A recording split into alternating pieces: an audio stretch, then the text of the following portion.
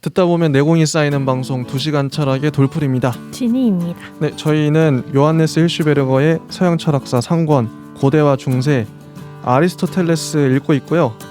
드디어 이제 마지막 시간입니다. 네, 아리스토텔레스의 윤리학 보고 있는데요. 299쪽 국가론에 대해서 살펴보도록 하겠습니다. 읽을게요. 우리는 윤리학 전체와 그 완성된 모습을 국가에서 볼 수 있다. 윤리학의 완성이 국가예요. 자, 이것도 플라톤 냄새가 나죠. 플라톤도 국가주의자였죠. 결국 개인이 확장된 거, 확대된 게 국가인데 국가를 궁극으로 봤던 거죠.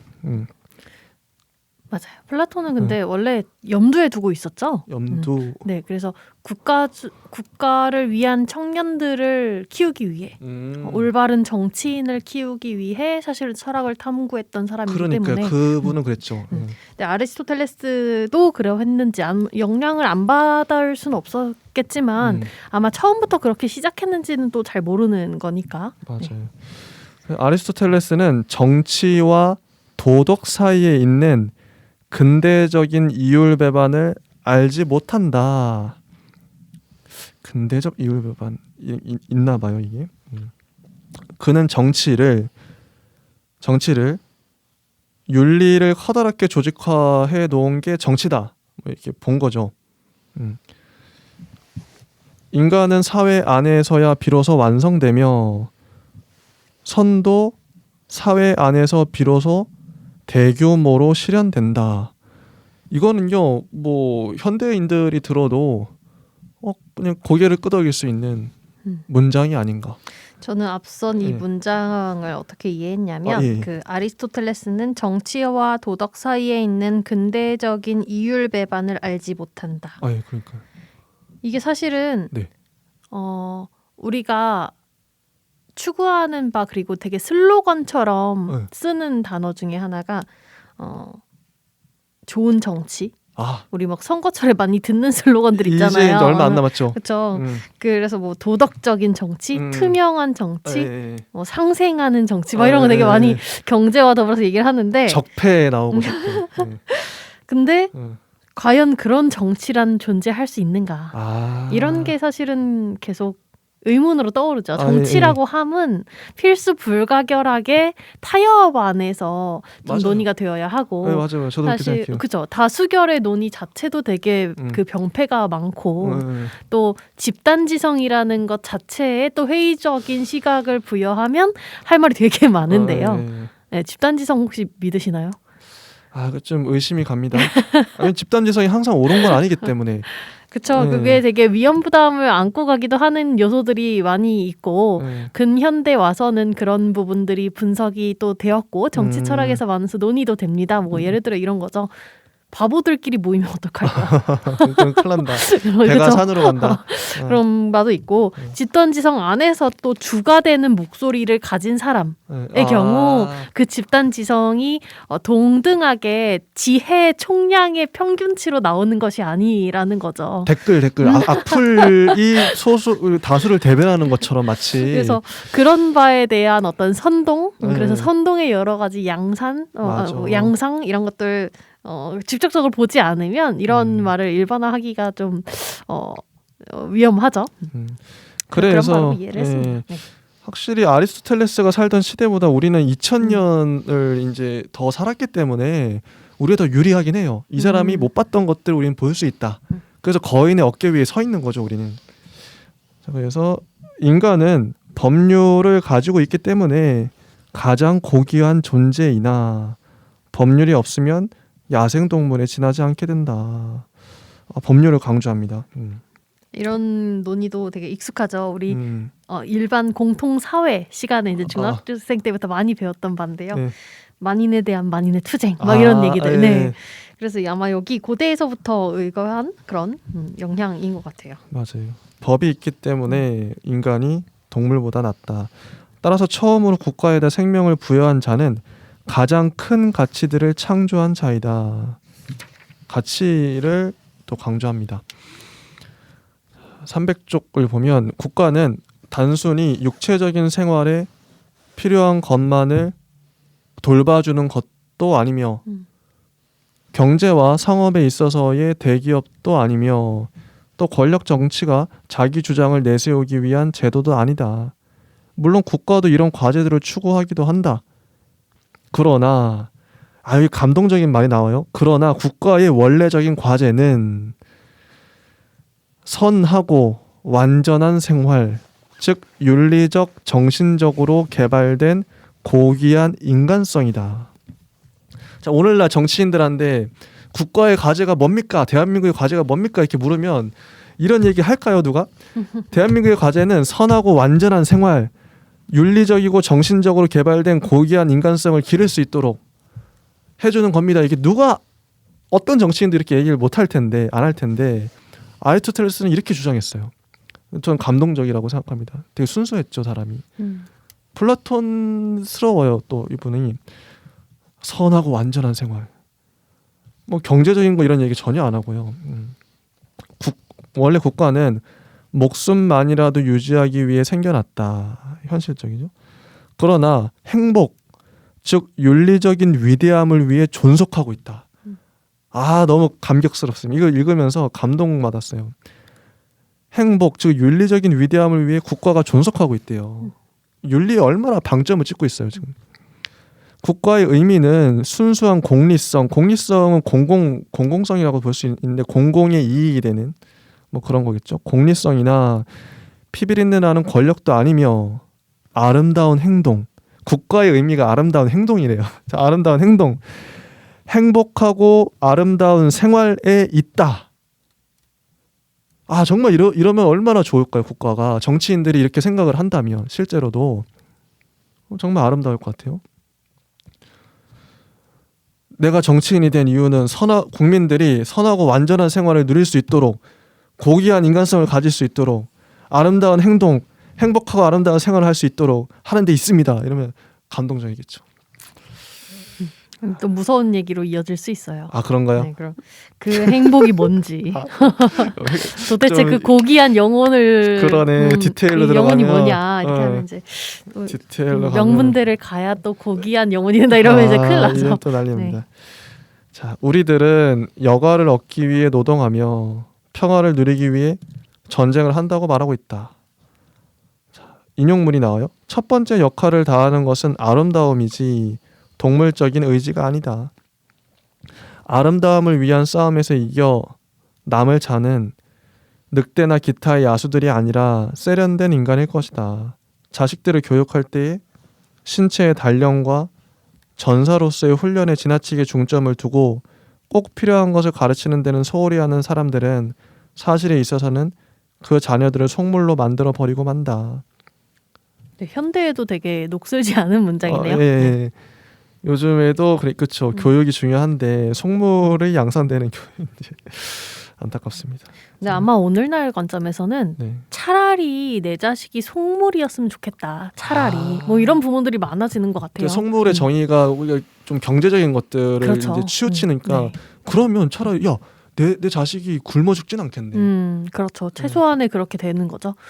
근데 그게 좀 부모로서 이기적인 생각이라고 해야 될런지 아니면 정말 여기서 말하는 꼭 필요한 것들을 가르쳐야 하는데 좀 우리가 몰지각하게 되는 건지는 또 잘 모르겠어요. 그 말 들으니까 제가 두 남자의 철학수다라는 팟캐스트 좋아하는데 이제 들었던 것 중에 지금 대한민국에는 두 가지 사람들이 두 가지 목표를 향해 돌진하고 있다. 각각의 개인들이 뭐냐면 이제 취업하는 거, 직장 이게 중요한 화두 과제고 또 하나가 노년을 살아내야 되는데 이거 국가가 책임을 안 줘주기 때문에 개인이 취업을 계속 부딪혀야 되고 노년을 자기 생계를 꾸려나가기 위해서 노년 이게 되게 절박한 문제거든요. 보통 복지국가가 뭐 유럽 같은 복지국가 됐으면 노년을 국가가 책임져 주니까 그건 뭐 어떻게 살겠어. 근데 이거를 아무도 국가도 책임져 주지 않으니까 뭐 취업도 그렇고 노후 생계 이게 각자 도생해야 되는 상황이 벌어지는 거예요. 지금 그런 게 생각이 나네요. 씁쓸합니다. 네. 요즘엔 좀 더 첨예화됐어요. 취업이면 취업, 뭐 노년이면 노년 뭐 이렇게 되는 게 아니라 그 안에서도 세분화되고 있어요. 그래요? 그래서 청년들의 관점에서 저는 아무래도 이제 청년의 관점에서 봐야 하니까 청년의 관점에서는 사실 생사 여탈의 문제잖아요. 둘 다. 노년에 있어서도 이제 노후를 준비한다는 건 정말 늙었을 때, 노약자가 됐을 때 아무도 책임져 줄 사람이 없고 또 내가 자식들에게 짐이 되고 싶지 않다라는 맥락에서 나의 생사 여탈에 달린 문제고. 이거 절박하거든요. 진짜. 그렇죠. 진짜 먹고 사는 문제가 정말 먹고 사는 거예요. 정말 다른 거 바라지도 않고. 청년들의 관점에서도 취업이라고 하면 정말 단순하게 직장, 연봉 이런 것만이 아니라 그 연결선상에 있는 모든 것이 연결이 돼요. 내가 일단 나의 최소한의 인간적인 삶을 유지하는 것과 더불어서 주거도 그렇죠. 먹고 맞아. 살고 입고 그리고 결혼해서 출산, 육아하는 것까지 전부 다 포괄되어 있는 게 사실은 취업이고요. 사실 그 취업을 포기한다는 건 여러 가지 형태가 있을 수는 있겠죠. 알바를 해서 산다든지 아니면 창업을 한다든지 요즘에 많이 좀 권고를 하지만 그것이 이제 해답이 될 수는 없는 그런 여러 가지 방법들이 있는데 일단은 취업을 포기한다라는 맥락은 그 이상의 것들을 다 앞선 그 연결 지점들을 다 포기한다는 것이기 때문에 그게 왜 심각해지냐 하면 정말 생사여탈이라고 얘기를 하지만 취업을 포기하면요. 그 앞선 것들 다 포기하게 되고요. 포기할 게 이제 나중에 없어지는 시점이 오면 이제 목숨을 포기하게 되는 거죠. 자살. 네, 그렇죠. 그러니까요. 그게 참 진짜 세부적으로 정말 들여다봐야 될 것이고 이게 당장 해결해야 된다 해서 해결될 수 있는 건지는 전 잘 모르겠어요. 되게 좀 길게 봐야 한다고 생각을 하고. 그래서 국가가 책임져 줄 수 있는 부분은 책임져 주는 게 맞다고 생각하는데 아무튼 그렇습니다. 그래서 우리는 국가의 유래를 발생적 형이상학적으로 즉 시간 안에서 국가의 생성 및 관념적 논리적인 뜻의 그 근원을 고려하여 고찰할 수가 있다. 국가가 왜 발생했나 이런 거. 자, 공간과 시간 안에서의 국가의 발생에 관해서 말하자면 국가는 한 가지의 발전의 맨 끝에 있다. 발전의 맨 끝에 국가가 도래한다는 거죠. 자연적으로 보자면 개인, 가족, 시족, 촌락 등이 국가보다 이른 것이다. 그렇죠? 이렇게 시간적으로 보다 이른 공동체들은 고립되어 있어 적에 대해서 약하고 노동, 교역, 경제적인 면에서는 충분하지가 못하기 때문에 이러한 것들이 살아남기 위해서 하나의 이익사회, 즉 국가로 결합하게 된다. 그렇죠? 국가는 그 자체로서 충분하며 자족적이다. 스스로 먹고 살 수 있다는 그 시스템이 돌아간다. 자족적. 뒤에 이르러 국가의 주권 개념을 낳게 되는 이 국가 철학적인 개념은 이게 자족적이다, 충분하다, 이게 주권 개념으로 발전하나 봐요. 아리스토텔레스 안에서 처음으로 나타난다. 그러나 국가가 시간 속에서 생겼다고 보는 발생적인 고찰이 전체적인 진리인 것은 아니다. 국가의 생성 대신에 국가의 본질과 의미를 주목해서 보게 되면 국가가 발전의 마지막 단계가 아니라 최초의 단계라고 합니다. 인간들이 서로 뭉치게 되는 것은 그들 마음대로 되도록 되어 있는 게 아니래요. 즉 국가가 형성되는 건 인위적이고 자의적인 계약에 의한 게 아니다. 이때 인간들은 자기들의 본성 아까도 많이 나왔었는데 본성 중에 본질적인 특징을 따른다. 자, 이 정치학에 나오는 인용문 한 문장이 나오는데요. 인간은 본성적으로 사회적인 존재다. 이거 어디서 많이 듣던 얘기인데 아리스토텔레스가 이런 얘기를 했네요. 인간은 이게 본성적이라는 것도 중요하죠. 원래 그런 거야. 본성적으로 사회적 존재다. 인간의 이념은 처음부터 인간이 본성적으로 국가를 형성하도록 그렇게 이루어져 있다. 인간은 국가를 원래 형성해. 생긴 대로 살다 보면.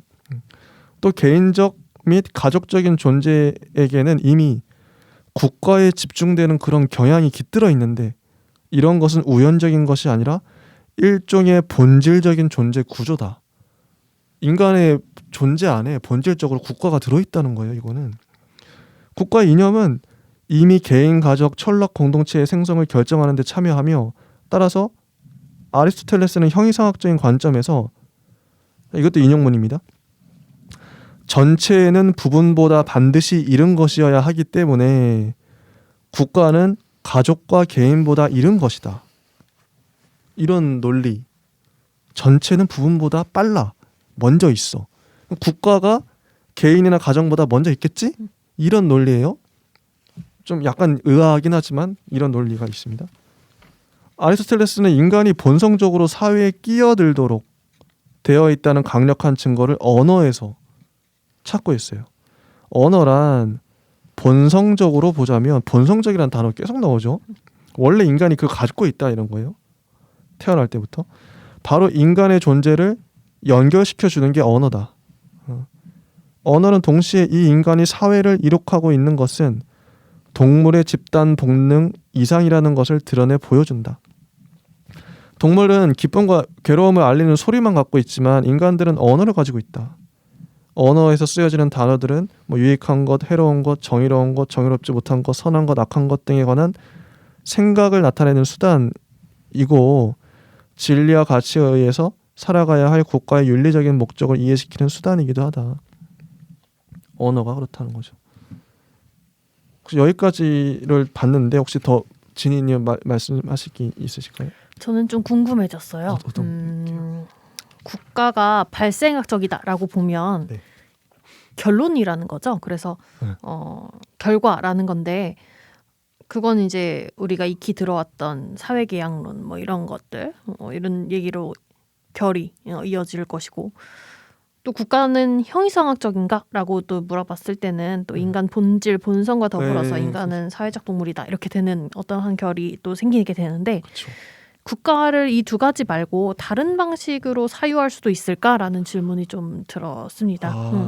되게 원인인가 결과인가라는 어떤 것을 택할 수는 없겠지만 뭐 상부작일 수밖에 없겠지만 이것을 좀 이 틀을 벗어난 국가의 다른 형태 재밌네요. 네, 생각해 볼 수 있을까 이 지점이 좀 궁금했고 정치 철학에 대해서 우리가 뭐 좀 더 볼 수 있으면 나중에 또 좋겠지만 이 지점에 대해서 좀 궁금해지는 또 찾아보고 싶어지는 그런 부분이었습니다. 국가의 발생, 뭐 생성에 대해서 보통은 우리가 이제 아까 첫 번째 견해 발전의 맨 끝에 있다. 개인, 가족, 뭐 촌락 이게 각자 살다가 뭉치는 게 유리하니까 요건 이제 상식적인 견해인 것 같아요. 우리 역사 배울 때도 이렇게 많이 배우죠. 예, 그래서 뭐 그 중앙 집권 국가 뭐 이런 걸로 발전했는 나라는 한 나라는 계속 이어지고 하지 못한 나라는 어떻게 뭐 흡수돼 가지고 없어지는 점령당하고 그쵸. 멸망하고.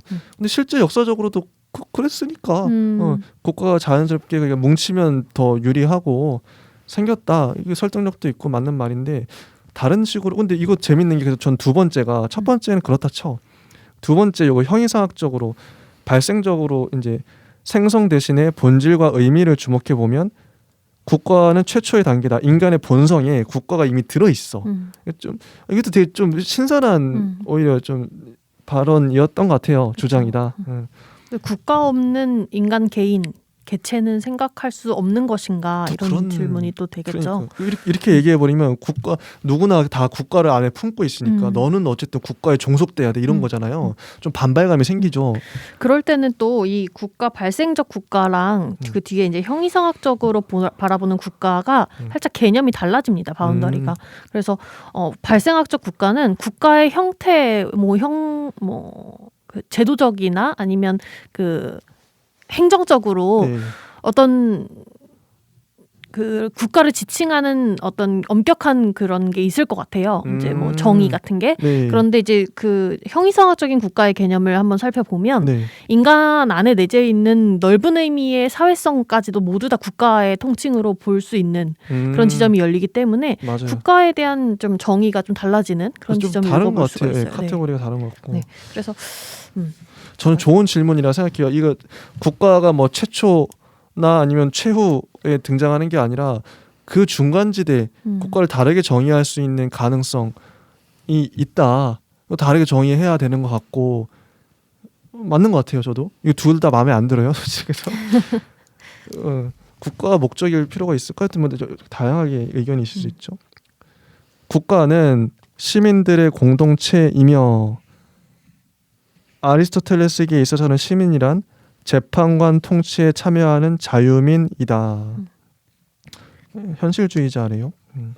오늘날 시민도 되게 개념이 다양하죠. 네, 대중이라는 개념도 또 여기서 파생이 되고 공동체라는 개념도 사실은 그 각 전문 이론가에게 들어가게 되면 현대 철학에서는 매우 세목화되는 지점이라서 이 아리스토텔레스의 개념에서부터 시작한다라는 지점만 이제 기억을 하시고 맞아요. 더 보셔야 될 것 같아요. 그러니까 시민은 도대체 어떤 시민이냐, 공동체는 어떤 공동체냐, 이거 되게 중요하죠.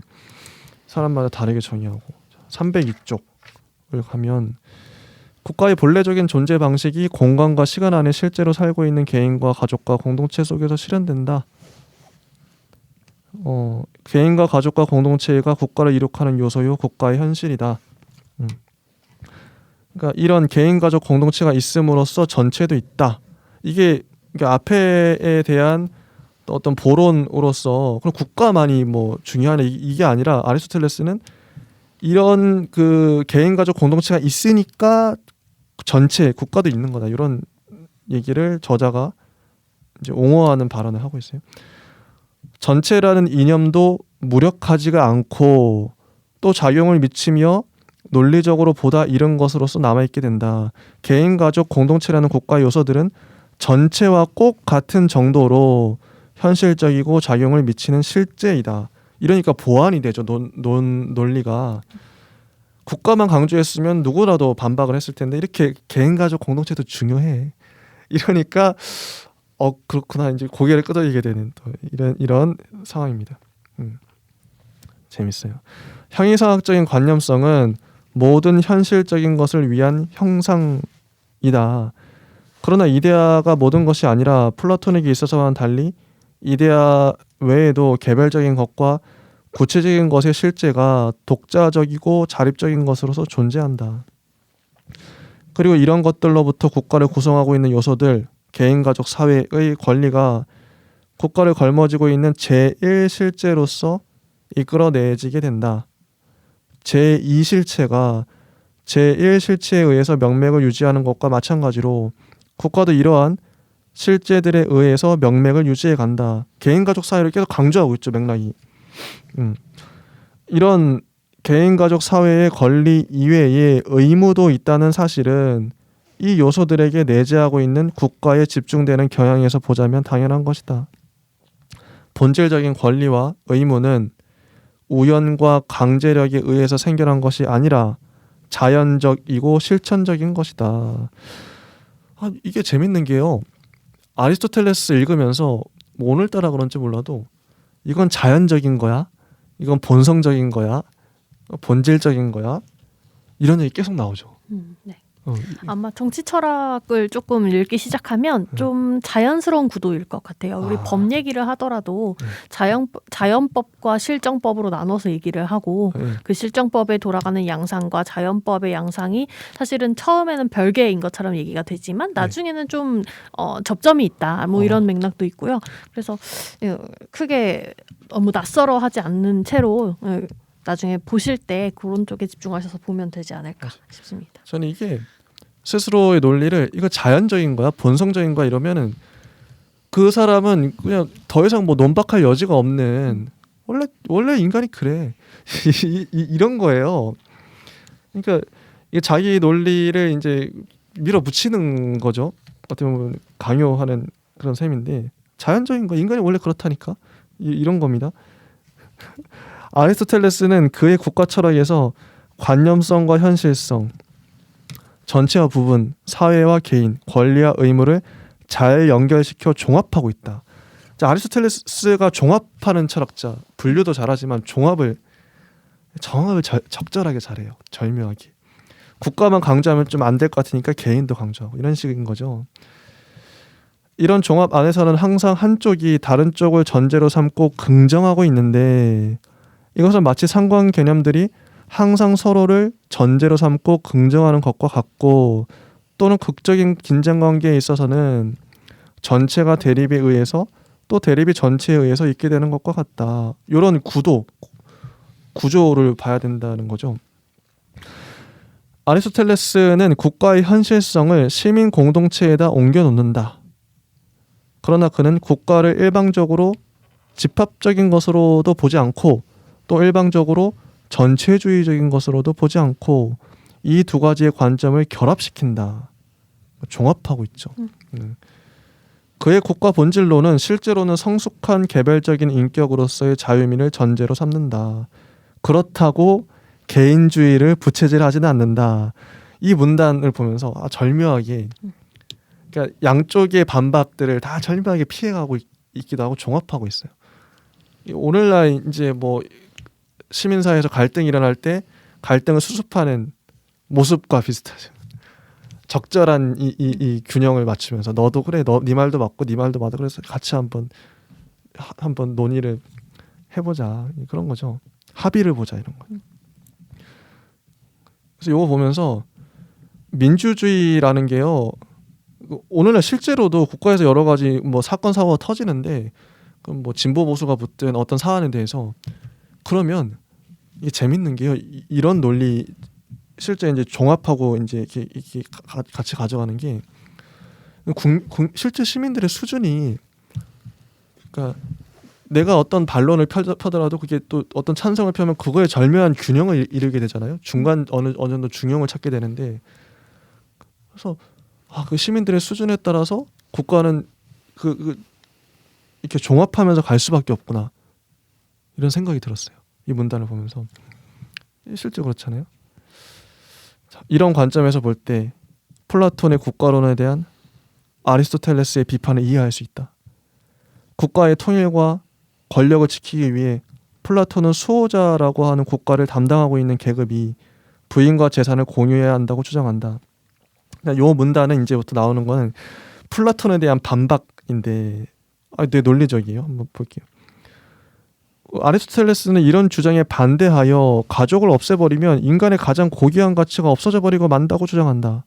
예컨대 그렇게 되면 남편과 아내의 관계는 우정과 선의와 상부상조의 관계가 아니라 성적인 자연 도태의 관계로 되어버리고 만다는 것이다.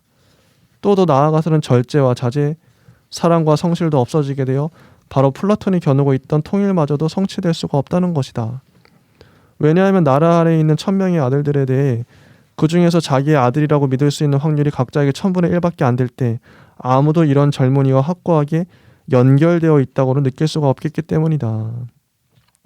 그 다음에 재산을 공유하는 문제에 있어서도 이런 사회에서는 역시 주는 사랑, 관대함, 자선 및 자기의 소유물을 기뻐하는 배후에 숨겨져 있는 자기 자신에 대한 사랑이라고 하는 인간의 고귀한 덕들이 없어져 버리고 만다. 자기 자신에 대한 사랑은 건전하지 못하게 지나칠 때만 잘못이고 정상적인 질서에 있어서는 자연스러운 것이고 윤리적인 가치가 있는 것이다. 거기에다가 모든 것들이 모든 사람들에게 속하게 된다면 아무도 자기의 관심 전체를 쏟아서 어떤 일에 참여하지를 않을 것이다.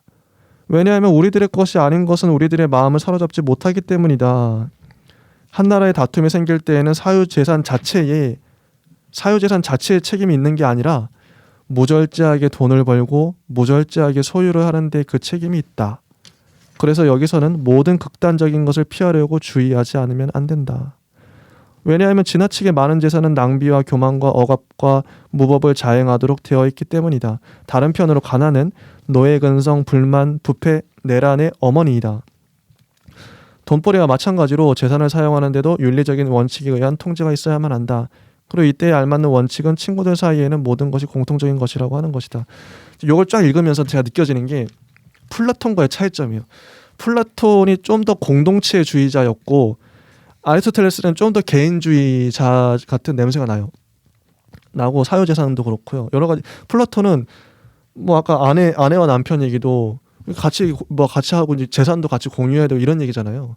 공동체주의 냄새가 나는데 국가에 좀 더 치우친 거죠. 그런데 아리스토텔레스는 아니다. 사유재산, 뭐 아내와 남편 다 이게 존중하잖아요. 개개인에 대해서 이런 식으로 논의를 보완한 거죠. 그런 느낌이 들고, 네, 그렇습니다. 자, 계속 보면 개인과 가족은 근원이 되는 현실이며 이 현실 없이는 있을 수도 없는 한 가지의 관념을 위해 희생되어서는 안 된다는 것이다. 아리스토텔레스의 형이상학이 그의 국가 철학도 규정하고 있다. 개인과 가족이 근원이 되는 현실인데 이 개인과 가족이 한 가지 어떤 관념에 희생돼서는 안 된다. 이건 너무 놀라운 말이죠. 관념에 희생돼서는 안 된다. 멋진 말 아닙니까? 네 철학이 아무리 위대해도 관념에 개인과 가족을 희생시켜? 이런 얘기죠. 국민을 국책에 따라 지도하는 원칙도 윤리에 의해서 정해진다. 다른 나라들에 대한 정치도 폭력 정치여서는 안 된다. 정치가의 윤리에 대해서 폭력 정치해도 안 되고 그런 얘기 쭉 나옵니다.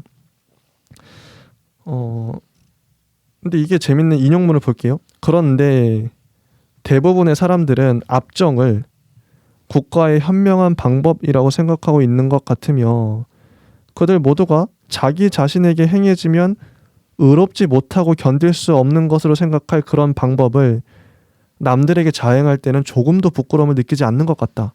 왜냐하면 자기 자신의 문제가 될 때는 정의로운 정부가 지배해야 한다고 하고 남의 문제가 될 때는 조금도 정의를 요청하지 않기 때문이다. 정치학에 나오는 인용문인데요. 저거 님비 현상도 생각나고 참 마음이 좀 그렇습니다. 내로남불인가 생각 들고. 아리스토텔레스는 이러한 폭력 정치의 불행한 결과를 똑똑히 보고 있다. 폭력 정치, 만약에 이제 다른 나라를 폭력 정치하는 어떤 정치가 있다 그러면 내 나라도 내 국민도 폭력으로 압제할 거라 이런 논리인 거죠. 그렇게 할 수 있는 위치에 있는 모든 시민들이 자기의 조국을 지배할 수 있는지 없는지를 시험해보지 않고는 견디지 못할 것이다. 아리스토텔레스는 국내의 모든 폭력 정치에도 당연히 반대한다. 당연히 반대한다. 그리고 쭉 아래 가면은 동등한 사람에게는 동등한 권리가 인정되지 않으면 안 되며 또 권리에 위배되는 제도는 오래 유지될 수가 없다. 이런 얘기가 나옵니다. 혹시 중간에 얘기하실 게 있나요? 305쪽 하단부로 쭉 뛰어넘을까요? 네, 아마 정치에 대한 얘기 되게 짧게 나와 있죠. 그래서 제가 정치학을 더 읽어보지 않고서는 얘기를 쉽게 단언하거나 재단하거나 하기가 좀 그런데 플라톤은 좀 이상적이다라는 이제 국가의 형태를 가지고 있었고 이렇게 읽어보면 아리스토텔레스는 확실히 상대적으로 좀 현실적인 부분이 많이 읽히고요. 그럼에도 불구하고 오늘날의 관점이나 현대 철학의 관점에서 보면 도대체 지배받는 사람이 누구고 누구 이제 뭐 여기 남편, 부인 뭐 이런 거 나오는데 누가 뭐 어떤 걸 해야 되는 그 역할, 사회적 역할이나 그런 계층이 되게 상당히 고착화되어 있는 걸로 읽혀서 좀 그에 대한 세분화는 하지 않았나 이런 점이 좀 궁금해지기도 하고요. 그 부분은 사실은 그 현실적이라고 하긴 하지만 이런 것들을 중시해서 얘기를 했던 이유는 앞으로 돌아가서 그 윤리에 대해서 얘기할 때도 그 외적인 부분들에 대해서 강조하는 바가 사실은 그 외적인 부분들이 개별적으로 영향을 주고받는 그런 관계를 총체적으로 파악했기 때문에 그것들이 중요해 이렇게라고 봤기 때문에 여기서도 아리스토텔레스가 사실은 현실적으로 주목하고 있는 것처럼 보이는 그런 플라톤에 비해서 세분화되어 있는 그런 지점들이 결국에는 궁극적으로 총체성에 대한 어떤 염두를 가지고 있는 거라서 플라톤과 그렇게 멀게 느껴지진 않고요. 아예 다른 얘기를 하고 있는 것 같진 않고 그나마 조금 더 세분화해서 보고는 있구나. 그래서 이런 아리스토텔레스의 이제 초반의 시도가 뒤에 가서 그러면 국가는 어떻게 세분화할 수 있는가? 남편은 뭐 가정은 사회는 개인은 공동체는 그럼 어떤 유형을 갖는가라는 이후 이제 그 이후 논의를 이끌어냈다는 점에서는 좀 긍정할 수 있겠으나 그 세부 논의로 본인 스스로가 나아가지 못했다는 점 그리고 이런 것들도 결국에는 좀 대립적인 생각들을 많은 수 품고 있기 때문에 그 부분에 대해서는 좀 한계가 있지 않을까 저는 좀 그렇게 읽었고 네. 결국엔 정치학을 읽어봐야 될 것 같아요. 예, 이 그러니까. 장으로는 혹시 아리스토텔레스 혹시 읽으신 그 원전 있으신가요? 저 읽고 있는 중이긴 한데 예. 지금 그 형이상학이랑 형이상학. 네 형이상학이랑 중간에 뭐 배웠죠? 기억이 안 나네요. 형이상학 혹시 어떠시 읽어보니까 형이상학 어떠신가요? 이래요 두께가 지금 엄청나죠. 힐시베르거보다 두꺼워요. 읽어보니까 느낌이 어떠신가요? 일단 재밌고요. 재밌어요. 네, 형이상학은 꼭 보셨으면 좋겠고 와. 형이상학 말고 정치학 말고 또 하나가 더 있는데 제가 지금 생각이 잘 안 많죠. 나는데요. 좀 있어요. 지금 나와 있는 책 중에서 니코마코스 윤리학. 네, 그거는 청소년이 읽는 니코마코스 윤리학 그리고 그런 시리즈가 있어요. 예. 아우구스티누스부터 시작해서 그걸로 보시면 되게 재밌어요. 근데 진짜 실제 니코마코스 윤리학을 보면 저는 재미가 있을까 좀 아직 잘 모르겠지만 그러하고요. 정치학 말고 또 뭐 유명한 게 뭐가 있었죠? 저 기억이 잘 안 나네요. 형이상학. 형이상학 한다고 기억이 안 납니다. 뭐가 많은 있어요. 얘기를 했는데. 네, 뭐가 많이 있죠. 원서를 언젠가 한번 다뤄보긴 해야 되는데요, 저희가. 네, 영혼론에 관련된 내용들을 좀 뒤적거리기도 했었고요. 영혼에 관하여. 네, 아무튼 아리스토텔레스는 볼 게 많습니다. 플라톤- 전집이 아직 없어서 아쉽지. 그러니까 플라톤에 비해서 플라톤 전집에 이미 나왔는데 아리스토텔레스는 이제 좀 이렇게 번역이 되는 것 같고 아쉬워요. 네. 다 흩어져 있고 출판사마다 다 조금씩 내고 있고. 아리스토텔레스를 또 잘 읽어놓으면 우리가 뒤에 가서 좀 많이 편할 것 같아서 좋네요. 아리스토텔레스의 모든 빛을 지고 있잖아요. 빚을 네. 지고 있잖아요. 네. 그래서 그 영향력을 연계해서 정리해 나가는 것도 참 재밌을 것 같은데 네, 아직은 갈 길이 먼 것 같아요. 이제 요걸 한번 본문을 또 읽어볼게요. 네. 자 이제 특별한 자질을 가진 사람은 특별한 권리를 갖는다. 이런 특권은 본성 자체가 요구하는 것이나 다른 모든 것들은 불합리하다. 그럼 도대체 누가 그 특권을 가졌냐는 거죠. 그런 세목화가 좀 필요할 것 같고. 국가에 낮은 신분이 있어야 한다는 것은 자명한 일이다. 그럼 누가 그 낮은 신분을 부여받을 것인가. 그러네요. 네. 그래서 아리스토텔레스는 명령을 내리는 사람들에게도 먼저 스스로 복종하는 것을 배운 자만이 명령을 내릴 수 있다고 하는 원칙을 부여해야 한다는 사실을 확신하고 있었다. 자 이제 이 철학자의 한계가 나옵니다. 아래쪽 보면 그가 본성적으로 지배하는 사람과 지배받도록 정해져 있는 사람이 있다고 해서 노예 제도에 찬성할 때와 남편과 아내, 민족과 종족 사이에 본질적인 서열의 차이가 있다고 인정할 때와 근데 뭐 당연한 그때 당시에 뭐 시대적인 한계도 있고 서열 뭐 위계 항상 강조했으니까 그럴 수 있겠다.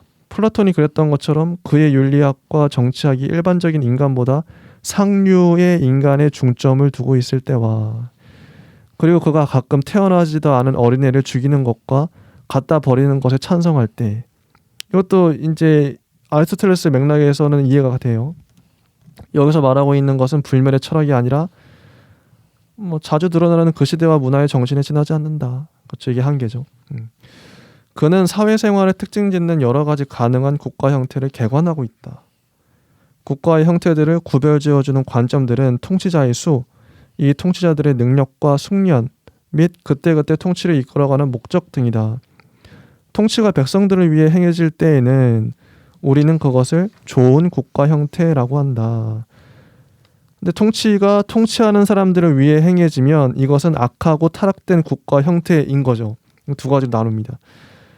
백성들을 위해 하는 통치, 이럴 때 오직 한 사람이 그것도 가장 선한 사람이 통치를 하면 왕정이고 가장 선한 사람들이 여러 사람 있으면 귀족 정치이고 모든 시민들이 거의 동일한 능력을 갖고 있기 때문에 모두 통치에 참여하면 시민 정치가 되는 거죠. 또 반대로 통치가 통치하는 사람을 위해서 행해진다면 악하고 타락한 국가 형태인데 이때 통치자가 하나면 참주 정치라고 하고 이게 가장 타락한 형태예요. 통치하는 자가 여럿 있고 더욱이 부자 정당 출신일 때는 과도 정치가 된다. 몇몇의 뛰어난 부자들이 아니라 이와 반대로 재산이 없는 자들이 공동으로 통치할 때는 민주주의가 된다. 그래서 아리스토텔레스는 5가지 형태의 민주주의와 4가지 형태의 과도 정치와 3가지 형태의 귀족 정치와 2가지 형태의 시민 정치를 밝히고 있다고 합니다. 그 자신은 왕정을 가장 이상적인 국가 형태라고 생각했으나 이런 왕정은 실현될 수 없다고 믿었다. 그 다음으로 좋은 것은 귀족 정치이다. 그에 의하면 이 귀족 정치는 실천될 수 있으나 가장 좋은 것은 귀족 정치가 과도 정치 및 민주제와 혼합되는 것이었는데 이럴 때에도 부유한 중류 계급을 만들어내어 보호 육성하는 데 중점을 두어야 한다는 것이다. 좀 이것도 갸우뚱하죠. 지나친 부와 지나친 가난은 2가지의 극단이며 아무런 소용도 없다. 우리는 한쪽에만 치우쳐서는 안 되고 중용 이거 계속 나옵니다. 그래. 다른 제도의 장점도 보아야 하나 한 당파의 우두머리는 절대로 그럴 수가 없다. 왜냐하면 이들은 항상 자기 자신의 입장만 알고 있고 그들의 원칙을 끝까지 관찰하려고 하기 때문이다. 자, 아리스토텔레스가 경험적인 소재를 널리 섭렵하여 끌어모은 158가지 국가 헌법들을 얘기하기도 하고 그는 논리적인 정신과 형이상학적인 존재의 해부학자임과 동시에 사회생활의 해부학자였다. 알렉산더 대왕을 위해 썼던 왕권과 식민 정치에 관한 서적도 거론하고요. 사회의 이론에만 전념했던 것이 아니라 철학을 생활의 형성해 나가는 실천적인 힘이라고 파악했다. 아리스토텔레스의 철학은 이론과 실천, 진리와 삶을 매우 드물게 보릴 만큼 잘 조화시켜 연결짓고 있다. 이렇게 해서 아리스토텔레스에 관한 정치학, 윤리학 또 끝이 났고요. 마지막 남은 게 D2번 고대의 페리파토스 학파 해서 거의 한 장 남짓하게 붙어 있는 게 있어요. 이것도 짧게 정리하고 우리 한번 총정리하고 끝내면 될 것 같습니다. 자, 아리스토텔레스를 중심으로 해서 생겼던 리케이온에도 독자적인 학파가 생겼어요. 이 학파는 페리파토스 학파라고 불리는데 이런 명칭은 아마도 이 학원의 정원의 특색을 이루고 있는 기둥들이 쭉 늘어선 길 때문에 생긴 명칭일 거라고 합니다. 우리들은 기원 후 3세기까지 계속되는 후기 페리파토스 학파와 구별하여 아리스토텔레스 이후 50년간 이 학파를 고대 페리파토스 학파라고 한다. 학문, 연구, 실천 공동체였던 거죠. 리케이온, 페리파토스 학파. 이때 이 학파를 담당했던 사람들은 여러 사람들이 있어요. 근데 이름이 좀 낯설긴 합니다. 여러 사람들이 있고 메논, 데모트리오스 등등이 있어요. 이 학파가 한 일은 이미 노년기에 아리스토텔레스가 시작했던 바와 마찬가지로 개별 과학을 연구하는 방향으로 나아가고 있었다. 테오프라스트는 철학사, 윤리적인 성경학, 식물학, 법제사, 종교철학, 종교사 등을 연구했다. 디카이오르코스는 그리스 문화사를 썼고 메논은 의학사, 에우데모스는 수학사와 천문학사를 썼다. 그리고 데메트리오스는 알렉산드리아의 커다란 도서관을 세우도록 했다. 이것들을 총괄하는 것, 즉 상부 구조로서의 철학적인 사상이 있었다는 것을 잊어서는 안 된다. 아리스토텔레스가 정말 인류사에 큰 공헌을 했던 게 이 제자들의 그 연구 방향만 봐도 알 수 있듯이 다양한 학문들을 다 건드리면서 정리를 하고 있어요. 성경학, 식물학, 법제사, 종교 이게 다 하고 있잖아요. 천문학, 수학. 이 학문의 체계들을 만드는 데 큰 공헌을 했던 것 같아요. 이 학파가 아리스토텔레스의 공헌이죠. 만약에 플라톤 다음에 아리스토텔레스가 나오지 않았더라면 큰일 날 뻔했다. 이데아만 주구장창 얘기해. 그러면 이 개별 학문들, 낱개의 학문들은 발생하지 않았을 수도 있다. 극단적으로 얘기하면. 자, 이렇게 발전하게 된 이유는 아리스토텔레스의 태도가 분열되어 있었기 때문이다. 요 문장 중요합니다.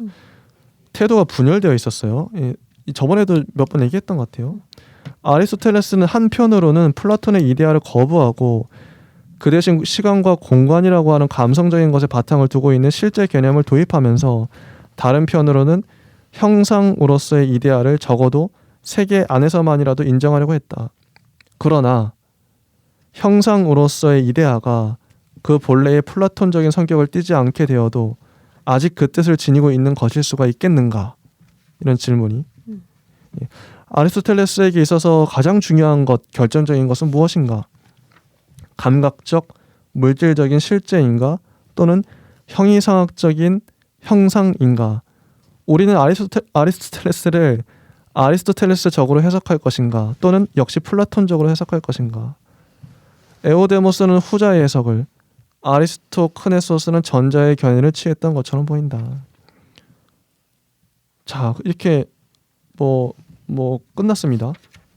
이 질문에 혹시 진희님은 뭐라고 답을 할 수 있을까요? 마지막 질문이요. 예, 그렇죠. 아리스토텔레스에게 있어서 가장 중요한 것, 결정적인 건 뭔가?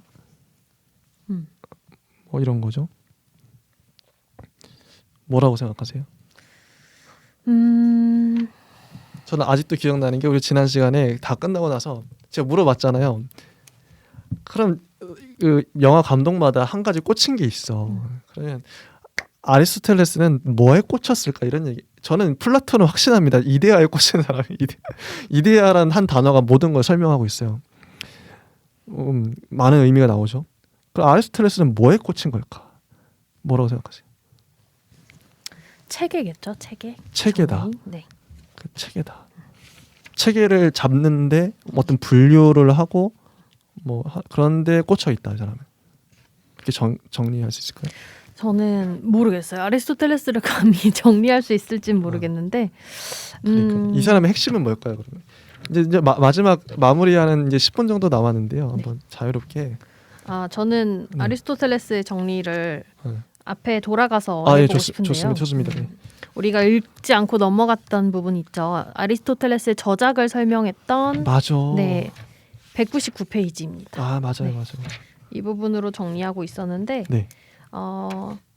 정확히는 197페이지부터 쭉 이야기를 하고 있는데 이 부분을 읽을 수는 없고 199페이지에 대충 이와 같이 분류한다, 구분한다라고 하면서 이제 여기 정리를 해주고 있어요. 재밌는 게요. 네. 아까 이제 아리스토텔레스의 체계라고 얘기했고 분류 얘기했는데 네. 이걸 또 아리스토텔레스를 또 구분하면서 우리가 또 정리를 하네요. 그렇죠. 네. 이 사람의 방식대로. 그래서 논리학의 저작들을 주목하면 뭐 범주론이나 명제론이나 분석론, 토피카, 궤변론. 토피카가 최근에 번역된 것 같더라고요. 네. 궤변론, 뭐 오르가논이라고 하는 오르가논이 사실은 그 하나의 기관, 하나의 종합의 의미를 갖고 있다고 했는데 그 도구, 여기도 나오죠. 예. 이 부분에 대한 논리학 저작 그리고 여기서부터 아마 우리가 순서대로 나와 있던 걸로 알고 있어요. 형이상학적인 저작들 해서는 자연학 그리고 자연학 이후가 이제 메타피직스에서 이제 형이상학 이렇게 이름이 붙은 거고 형이상학 이후 나오는 그 자연과학적인 저작들에서 천계론, 발생소멸론, 기상론 해서 우리 동물지도 한번 기억이 났었고요. 그래서 그 관련된 맥락 안에서 영혼에 관하여 나왔었죠. 그래서 영혼에 관하여 최근에 나온 저작이 하나 있고요. 또 감각이나 기억이나 잠이나 오래 사는 것과 짧게 사는 것, 삶과 죽음까지도 해서 되게 포괄적인 내용들을 다 다루었고 윤리 및 정치적인 저술, 지금 우리가 봤던 것 니코마코스 윤리학이랑 뒤에 이어지는 뭐 정치학, 아테나인의 국가제도 뭐 등등이 있는데 여기 에우데모스의 윤리학이 여기 좀 많은 수 나오더라고요. 그래서 도대체 뭔가 궁금했는데 여기 나온 거 한두 줄 읽어보면 에우데모스 윤리학은 아리스토텔레스의 원래적인 윤리학이고 대윤리학은 그 이후의 것일지도 모르겠다라고 하면서 윤리학에 관련된 저작이 몇 가지가 있는데 이 에우데모스 윤리학이 특별히 아리스토텔레스가 말한 바라고 많은 수 추측이 되는 것 같고요. 거의 정전으로 얘기가 되고 있는 거고 그 이상의 다른 윤리학 같은 경우는 아리스토텔레스를 재해석한 것이라고 아마 이해가 되고 있는 것 같습니다. 니코마코스 윤리학도 10권으로 된 체계적인 윤리학으로서 아리스토텔레스의 아들에 의해서 그렇죠. 발행이 되었다. 그래서 본인이 말한 바가 이제 여기 에우데모스 윤리학. 근데 이게요 재밌는 게 니코마코스 윤리학은 번역이 다 돼 있는데 에우데모스 윤리학은 못 봤어요. 저는 한 권 본 것 같아요. 네, 있긴 네. 있는 그래서 다른 철학사 책에서 두 가지가 니코마코스 윤리학이랑 에우데모스 윤리학 두 가지를 참고해서 작성이 많이 되는 걸로 그러니까 저는 이게 중요한 해봤고요. 건데 네. 실제로 이게 좀 생소하잖아요. 네, 그렇죠? 생소해요. 니코마코스 윤리학이 더 많이 알려져 있잖아요. 지금 맞아요. 번역도 됐고. 그리고 언어학적인 저작에서는 수사학 많이 읽고 있고 시학 많이 보죠. 그리고 위서모 등등이 있는데 요 정도. 네. 에서 우리가 정리를 해볼 수 있을 것 같고, 만약에 아리스토텔레스를 좀 원전으로 아니 이제 원전으로 읽을 수는 없겠고 번역된 번역본 어떤 것으로 책으로서 읽어보고 싶다라고 하면 아마도 이 저작들 안에서 선택을 해서 읽으시면 될 것 같고, 최근에 아카넷이랑 여기저기에서 번역이 좀 네, 한두 권씩 되고 있는 것 같아요. 그게 이제 초서로서 나오면 되겠죠. 예, 아리스토텔레스 전집을 시작을 했더라고요. 이번 달에도 꽤 나오고 있더라고요. 그래서 다행이다. 네, 그래서 맞아. 총체로서 보면 또 전집이라고 당장에 달고 나오지 않더라도 우리가 대부분은 다 접할 수 있을 것 같습니다. 네. 네. 그럴 것 같고, 듬성듬성 우리가 아리스토텔레스의 주제별로 보면서 뭐 형이상학이나 정치나 아니면 뭐 영혼에 관한 윤리에 대해서 쭉 보면서 후대 이제 근대나 현대 철학과 연결되는 지점들을 이 힐시베르거가 설명을 해주고 있는 부분이 꽤 있었어요. 스승과 달라지는 점부터 시작해서 맞아. 차이점. 그래서 뭐 칸트나 니체 이런 것들도 간간히 언급되면서 조금씩 뭐 로고스나 뭐 정치 이런 맥락들을 얘기를 했었는데, 그 부분에 대해서도 같이 찾아보면서 내용을 정리할 수 있으면 또 더 좋겠죠. 맞습니다. 여기가 이제 지금 저희가 끝이 아니라 다음에도 뭐 서양 철학사 책을 또 본다든지 아니면 뭐 그리스 뭐 철학을 따로 다룬다든지 해서 다음에도 또 이걸 다룰 테니까요. 플라톤도 그렇고 아리스토텔레스도 그렇고 앞으로 계속 복습하면서 네. 새롭게 깨달아가야 될 것 같긴 해요. 네. 다음 거 혹시 보셨어요? 아니 아직 안 봤습니다. 아직 안 보셨어요? 제 3장 헬레니즘과 로마 제정시대의 철학이죠. 네, 그래서 로마 제정시대라고 함은 그 시대상이 많은 수 언급이 되는 걸로 알고 있고요. 그 역사적인 맥락, 그리고 그들이 이제 어떤 통치를 했느냐에 따라서 좀 시기가 나뉘는 걸로 알고 있는데, 또 그 부분에 주목해서 볼 수도 있겠고, 스토아 철학이 나오면서 또 잠시만요. 제가 정확히 말씀드려야지. 네, 스토아 철학 나오죠. 네, 스토아 철학에서 여기 큰 제목이 스토아 철학, 에피쿠로스, 뭐 아카데미아 학파, 페리파토스 학파, 심플라톤주의 이렇게 나옵니다. 이걸 다 하나씩 다룰 거예요, 우리가. 그 큰 틀에서 좀 나뉘는 걸로 알고 있어요. 스토아 철학자들이. 좋습니다. 정확히는 논리학이랑 자연학 네. 이렇게 나뉘고 있는데, 논리학과 자연학과 윤리학으로 나뉘고 있는 걸로 알고 있는데요. 네, 여기 나눠졌네요. 네, 일단은 자연학 관점에서 요즘 최근에 많이 언급이 되고 있는 학자가 이제 유출 얘기한, 우리 유출이 왜 알죠. 우리 플라톤 할 때부터 그 전부터 계속 얘기를 해왔던 언급이 되었던 그런 사람인데요. 유출에 관련된 사람 혹시 기억나시나요? 플로티노스인가 잘 모르겠네요. 네, 그 부분이 좀 저는 많이 기대가 되고. 플로티노스는 심플라톤주의자예요. 여기 플라톤. 뒤에 나오나요? 네, 심플라톤 학파 따로 있어요. 그래서 플라톤 할 때 나왔던 것 같아요. 네, 심플라톤 학파. 그러면 그건 일단 뭐 차차 앞으로 그러네요. 하면서 하고요. 다음 주 드디어 플라톤과 아리스토텔레스 다 끝났고 거대한 산을 넘었죠, 두 개나. 끝났다고 말하기에 너무 민망한 그런. 민망하지만 뭐 대략 훑어봤지만 네. 맛만 봤지만 어제 넘어갔고 드디어 스토아 철학. 재밌을 거면 다음 시간부터는 빨리빨리 넘어갈 수 있을 것 같아요. 그건 잘 모르겠어요. 그런가요? 네. 또 이게 스토아 철학이 되게 거대한 또 하나의 산이기 때문에 좋습니다. 네. 또 다음 시간도 기대해 보도록 하고요. 그럼 여기까지 하도록 네. 하겠습니다. 감사합니다. 네, 고생하셨습니다.